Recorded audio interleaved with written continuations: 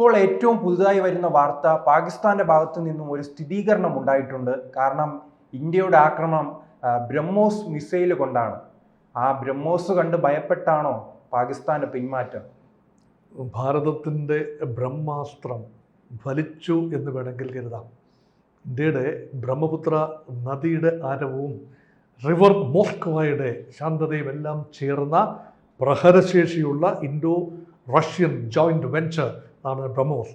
യഥാർത്ഥത്തിൽ ഒരു യുദ്ധഭൂമിയിൽ ബ്രഹ്മോസ് ഉപയോഗിക്കാനുള്ള ഒരു അന്തരീക്ഷം അവസരം ഇതുവരെ ഉണ്ടായില്ല. ഒരു പൂർണ്ണ തോതിൽ 1971 യുദ്ധത്തിന് ശേഷം ഇന്ത്യ പാകിസ്ഥാനുമായോ മറ്റേതെങ്കിലും രാജ്യവുമായോ യുദ്ധത്തിന് പോയൊരു ചരിത്രമില്ല. മാത്രമല്ല കാർഗിലിൽ ഒരു പരിമിതമായ പോരാട്ടം മാത്രമായിരുന്നു. ബ്രഹ്മോസ് ഒന്നും ആ സമയത്ത് പൂർണ്ണ തോതിൽ സജ്ജമായിരുന്നില്ല താനും. അതുകൊണ്ട് ഇപ്പോൾ പാകിസ്ഥാനാണ് പറയുന്നത് ഇന്ത്യയുടെ ബ്രഹ്മോസ് മിസൈലുകൾ പാകിസ്ഥാൻ്റെ എയർഫീൽഡിൽ, പ്രത്യേകിച്ച് ഇസ്ലാമാബാദിന് സമീപമുള്ള റാവൽപിണ്ടിയുടെ അടുത്തുള്ള എയർഫീൽഡിൽ സർവനാശം വിതച്ചു എന്ന് പാകിസ്ഥാൻ കേന്ദ്രങ്ങളെ ഉദ്ധരിച്ചുകൊണ്ടാണ്, ഔദ്യോഗിക കേന്ദ്രങ്ങളെ ഉദ്ധരിച്ചുകൊണ്ടാണ് ഇപ്പോൾ റിപ്പോർട്ടുകൾ വരുന്നത്. ഇന്ത്യ ഒന്നും സംസാരിച്ചിട്ടില്ല എന്നോർക്കണം. വിക്രം മിസ്രി കഴിഞ്ഞ രാത്രി 11 മണിക്ക് നടത്തിയ സ്റ്റേറ്റ്മെൻറ്റിൽ പോലും എവിടെയെല്ലാമാണ് പ്രഹരിച്ചത് എന്ന് പറഞ്ഞിട്ടില്ല. പാകിസ്ഥാന് തക്ക മറുപടി കൊടുത്തു എന്ന് പറഞ്ഞു വെച്ചതല്ലാതെ എന്തുതരം ആയുധങ്ങളാണ് ഉപയോഗിച്ചത് എന്ന് പറഞ്ഞിട്ടില്ല. യഥാർത്ഥത്തിൽ ആദ്യ റൗണ്ടിലുള്ള അറ്റാക്കിൽ, കാരണം പാകിസ്ഥാൻ ആദ്യം ഇന്ത്യക്കെതിരെ നടത്തിയ 4 ദിവസം മുമ്പ് നടത്തിയ ആക്രമണത്തിൽ യഥാർത്ഥത്തിൽ ഉപയോഗിച്ച ഈ നമ്മുടെ വിമാനങ്ങൾ, ഫ്രാൻസിൽ നിന്ന് വാങ്ങിയ റഫാൽ വിമാനങ്ങൾ ഇന്ത്യയുടെ വ്യോമാത്രത്തിക്കുള്ളിൽ നിന്നുകൊണ്ട് പാകിസ്ഥാൻ ലക്ഷ്യങ്ങളിലേക്ക് മിസൈലുകൾ പായിച്ചു എന്നായിരുന്നു റിപ്പോർട്ടുകൾ. അത് ഇന്ത്യ ഔപചാരികമായി സ്ഥിരീകരിക്കുകയും ചെയ്യുന്നു. അതിനുശേഷം ഇന്ത്യ നടത്തിയ ആക്രമണങ്ങളിൽ എന്ത് ആയുധങ്ങളാണ്, എന്ത് തരം മിസൈലുകളാണ് ഉപയോഗിച്ചത് എന്ന് കൃത്യമായി പറഞ്ഞിട്ടില്ല. പാകിസ്ഥാൻ ഉണ്ടായ നാശനഷ്ടങ്ങളുടെ തോത് ഇന്ത്യ പുറത്തുവിട്ടിട്ടില്ല. ഒരുപക്ഷെ നമ്മൾ കരുതുന്നതിനേക്കാൾ വലിയ നാശനഷ്ടങ്ങൾ പാകിസ്ഥാനിൽ ഉണ്ടായിരിക്കാം. ഇൻ്റർനാഷണൽ ഒപ്പീനിയൻ നമുക്കെതിരെ തിരിയുന്നത് ഒഴിവാക്കാൻ വേണ്ടി അക്കാര്യത്തിൽ സ്ട്രിക്റ്റായ വിജിലൻസ് ഇന്ത്യക്ക് മയമുള്ള വാക്കുകൾ. നമ്മൾ എന്തിനാണ് വാക്കുകൾ കൊണ്ട് അമ്മാനമാടുന്നത്? ചെയ്യാനുള്ളത് ചെയ്താൽ പോരെ. എന്തിനാണ് വിടുവ പറയുന്നത്? അത് പാകിസ്ഥാന്റെ ശൈലിയല്ലേ? സൈനിക നേതൃത്വവും രാഷ്ട്രീയ നേതൃത്വവും പ്രതിപക്ഷ നേതാവും. കാരണം ഈ സമയങ്ങളിൽ രാഷ്ട്രീയ നേതൃത്വം മൗനത്തിലാണല്ലേ? കൃത്യമായി തന്നെ ഒരു അടി കൊണ്ട് പതുങ്ങി പോയതാണ്. എന്തെല്ലാമായിരുന്നു കുന്തം കുടച്ചക്രം, എന്തെല്ലാമായിരുന്നു സംസാരം. രാഷ്ട്രീയ നേതൃത്വത്തിൻ്റെ ആണവായുധങ്ങൾ ഉപയോഗിച്ച് കളയും, ഇന്ത്യയെ ചുട്ട് ചാമ്പലാക്കും. പക്ഷേ ഇപ്പോഴും നിരന്തരം പ്രസ്താവന സാഹിത്യത്തിന് വലിയ കുറവൊന്നുമില്ല. ഇന്ത്യക്ക് ഇന്ത്യയുടെ ഭാഗത്ത് നിന്ന് മൗനമാണല്ലോ. അങ്ങനെ അവിടെ ആണവായുധം എന്ന് പറയുമ്പോൾ ഇവിടെ മൗനമാണ്. ഒരു ശക്തൻ്റെ, ബലവാന്റെ ലക്ഷണമാണ് പ്രവർത്തിച്ച് കാട്ടിക്കൊടുക്കുക. വാക്കുകൾക്കർത്ഥം എന്താണ്? ഇത് ആർക്ക് വേണമെങ്കിലും കീറിയ വാക്കുകൊണ്ട് എന്തും സംസാരിക്കാമല്ലോ. പ്രഹരം എന്ന് പറയുന്നത് യഥാർത്ഥത്തിൽ ആക്ച്വൽ യൂസ് ഓഫ് ഫോഴ്സ് ആണ്. അത് പ്രപ്പോർഷനേറ്റ് യൂസ് ഓഫ് ഫോഴ്സ് ആണ്, ഫോക്കസ്ഡ് ആണ്, കാലിബ്രേറ്റഡ് ആണ് എന്ന് പൊതുവേ പറയുമ്പോഴും 2ാം ലെവൽ 3ാം ലെവൽ എസ്കലേഷനാണ് പാകിസ്ഥാനിൽ ഉണ്ടായത്. 3 ദിവസം തുടർച്ചയായി പാകിസ്ഥാൻ ഇന്ത്യയുടെ ആകാശങ്ങളിൽ പൂത്തിരി കത്തിച്ചു. അത് പൂത്തിരി മാത്രമായിരുന്നു, താഴെ വീണില്ലല്ലോ. താഴെ വീണത് കത്തിയെരിഞ്ഞ ഡ്രോണിൻ്റെ അവശിഷ്ടങ്ങൾ, തുർക്കി ഉണ്ടാക്കിയ കത്തിയെരിഞ്ഞ ഡ്രോണിൻ്റെ അവശിഷ്ടങ്ങൾ, ചൈനീസ് ആയുധങ്ങളുടെ അവശിഷ്ടങ്ങൾ. ഈ മാലപ്പടക്കം കത്തി തീരുന്നത് പോലെ തീർന്നു എന്നേ ഉള്ളൂ. ഒരു നാശനഷ്ടവും ഉണ്ടായതായി തെളിവില്ല. നമ്മുടെ വ്യോമ പ്രതിരോധ സംവിധാനങ്ങൾ നമ്മൾ തദ്ദേശീയമായി. അതിനിടയിൽ പാകിസ്ഥാൻ വലിയ അവകാശവാദങ്ങളാണോ ഉന്നയിക്കുന്നത്? തങ്ങൾ ചില ജെറ്റുകൾ വെടിവെച്ചിട്ടു, റഫേൽ വിമാനം തകർത്തു, മിസൈലുകൾ തകർത്തു. ഇത് എന്തുകൊണ്ടായിരിക്കും ഈ അടി വാങ്ങിയിട്ടും ഇത്തരം പ്രസ്താവനയുമായി രംഗത്ത് വരുന്നത്? അവർക്ക് പറയാമല്ലോ, ഇന്ത്യയുടെ പാർലമെൻറ്റ് മന്ദിരം തകർത്തു എന്ന് പറയാമല്ലോ, ഇന്ത്യയുടെ എല്ലാ അഭിമാന സ്തംഭങ്ങളും തകർത്തു എന്ന് വരെ പറയാമല്ലോ. പറയുന്നതിനകത്തല്ല കാര്യം. Where is the credible evidence? വെറും എവിഡൻസ് അല്ല, ക്രെഡിബിൾ എവിഡൻസ്. ഇന്ത്യയുടെ ഒരു വിമാനത്തിൻ്റെ ഒരു ചിറകിൻ്റെ അറ്റം പാകിസ്ഥാന് കാണിക്കാൻ പറ്റിയോ? പാകിസ്ഥാൻ കാണിച്ചത് എന്താണ്? 2021 ഈ മഹാരാഷ്ട്രയിൽ എവിടെയോ തകർന്നു വീണ ഒരു സുഖോയ് വിമാനം, അതും പാകിസ്ഥാൻ വെടിവെച്ചിട്ടതല്ല, പരിശീലന പറക്കലിനിടയിൽ എന്തോ യന്ത്രത്തകരാറ് കാരണം താഴെ വീണ ഒരു വിമാനത്തിൻ്റെ ചിത്രങ്ങൾ എടുത്തുകൊണ്ടാണ് ഇതാ ഞങ്ങളൊരു സുഖോയ് MKI-30 വിമാനം വെടിവെച്ചിട്ടു എന്ന് ക്ലെയിം ചെയ്തത്. അപ്പോൾ അതിന് സ്ഥിരീകരണമില്ല. 2, നമ്മുടെ ഒരു വിമാനങ്ങൾ ഫ്യൂവലിംഗ് കഴിഞ്ഞ് കഴിഞ്ഞാൽ, റീഫ്യൂവലിംഗ് ഒക്കെ നടത്തി കഴിഞ്ഞാൽ ചിലപ്പോൾ ടാങ്കുകൾ ഉപേക്ഷിക്കുന്നൊരു പതിവുണ്ട്. ബെല്ലി ടാങ്ക് ഉപേക്ഷിക്കുന്നു. അങ്ങനെ വീണ ഒരു ടാങ്കിൻ്റെ ഏറിയൽ പിന്നെ അതൊരു സാധാരണ റൂട്ടീൻ എക്സസൈസാണ്. അതിൻ്റെ ചില ഭാഗങ്ങൾ എടുത്തുകൊണ്ട് ഇതാ വിമാനാവശിഷ്ടങ്ങൾ, ഇന്ത്യയുടെ വിമാനാവശിഷ്ടങ്ങൾ കിട്ടി എന്ന് പറഞ്ഞ മുതലാണ് പാകിസ്ഥാൻ. അപ്പോൾ അതുകൊണ്ട് പാകിസ്ഥാൻ്റെ ഭാഗത്തു നിന്ന് വരുന്ന അവകാശവാദങ്ങൾ പരാജിതൻ്റെ ചില ജൽപ്പനങ്ങൾ എന്നതിൽ അവരുടെ ആഗ്രഹങ്ങൾ എന്നതിന് ഉപരിയായി അർത്ഥം കൊടുക്കേണ്ടതില്ല. ഈ ബ്രഹ്മോസിൻ്റെ എല്ലാം ചൂടറിഞ്ഞ പാകിസ്ഥാൻ ഈ കരാറിലേക്ക് എത്തിയിട്ടുണ്ട്. അതിനുശേഷവും ഇന്നലെ രാത്രി വീണ്ടും ആക്രമണം ഉണ്ടായി. ആ ആക്രമണം ഇന്ന് രാത്രിയും പ്രതീക്ഷിക്കുന്നുണ്ടോ? ഒരു സ്ഥിരം കലാപരിപാടിയായി മാറി രാത്രിയുടെ മറവിൽ ഭീരുവിനെ പോലെ വന്ന് ആക്രമിക്കുക, അത് ഡ്രോണുകളെ അയക്കുക. ഈ ഡ്രോണുകൾ പലതും ആയുധങ്ങൾ പോലും വഹിക്കുന്ന ഡ്രോണുകളാകണമെന്നില്ല, നിരീക്ഷണ ഡ്രോണുകളായിരിക്കാം. അതുകൊണ്ടാണ് ഇത് ഓലപ്പടക്കമാണെന്ന് പറയുന്നത്. ഇത് 400ഓളം ഡ്രോണുകളെയാണ് 2 ദിവസം മുമ്പ് ഇന്ത്യ വെടിവെച്ച് വീഴ്ത്തിയത്.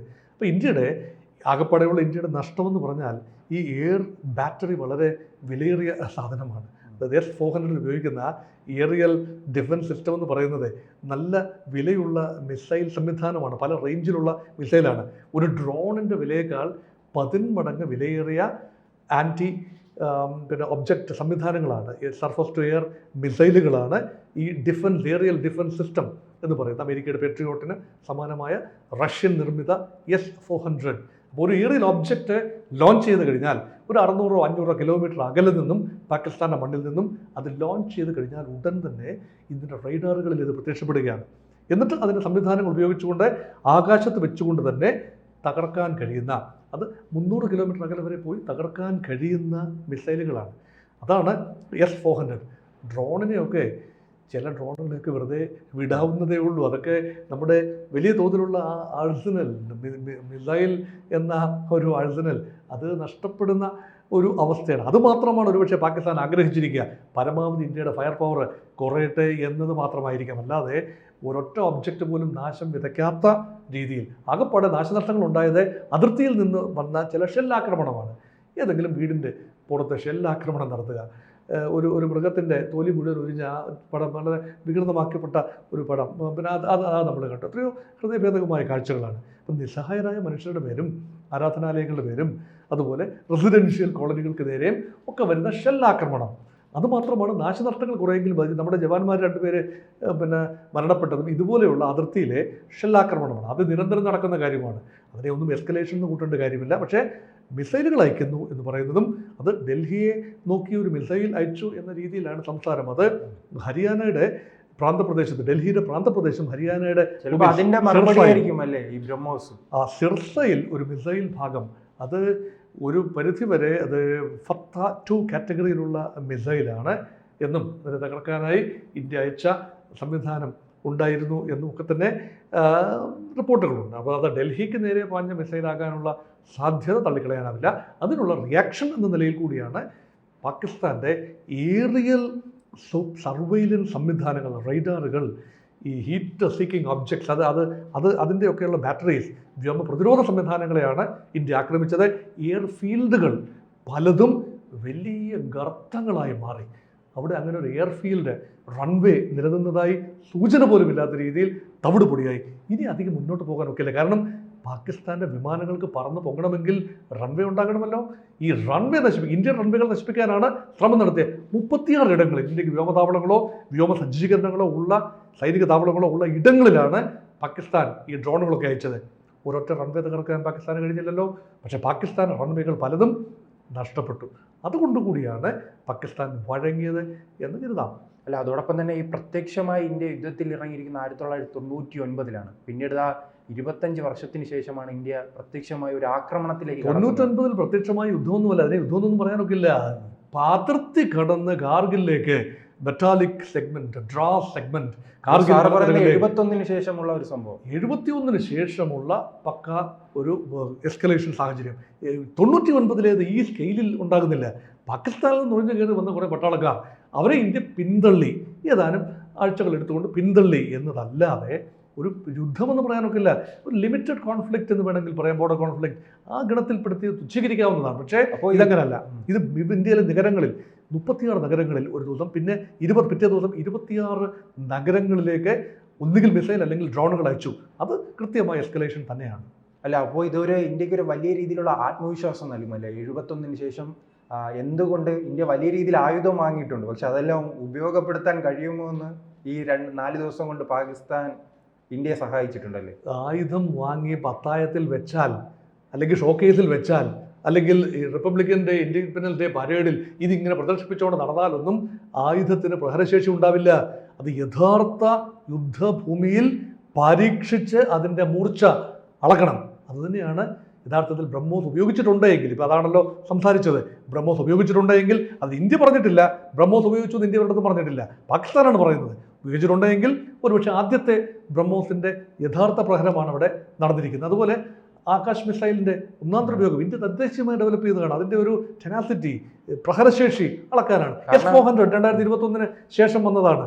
അത് ആദ്യമായിട്ടാണ് യുദ്ധഭൂമിയിൽ ഉപയോഗിക്കപ്പെടുന്നത്. അപ്പോൾ ഇതെല്ലാം യഥാർത്ഥത്തിൽ ഇന്ത്യയുടെ ഇദം പ്രഥമമായി പല കാര്യങ്ങളുടെയും ആയുധങ്ങളുടെ മൂർച്ച പരിശോധിക്കാൻ കിട്ടിയ ഒന്നാന്തരം അവസരമാണ്. കാരണം മിസൈലുകളെല്ലാം ഇസ്രയേൽ ആകാശത്ത് വെച്ച് തകർക്കുമ്പോൾ ഇന്ത്യക്ക് ഇത് കഴിയുമോ എന്ന് ഇന്ത്യക്കാർ തന്നെ അത്ഭുതപ്പെട്ടിട്ടുണ്ട്. പക്ഷേ ഈ 4 ദിവസം കൊണ്ട് ഇന്ത്യക്കും അത് കഴിയും അല്ലേ? അങ്ങനെ ഒരു ചിന്ത ഇന്ത്യക്കാർക്ക് തന്നെ ഉണ്ടായി. ഇന്ത്യക്കാർക്ക് വലിയ ആത്മവിശ്വാസം നേടാൻ ഈ 4 ദിവസം കൊണ്ട് കഴിഞ്ഞിട്ടുണ്ട്. ഇസ്രയേൽ അതിനെ അയൺ ഡോം എന്ന് വിളിക്കുന്നു അല്ലേ?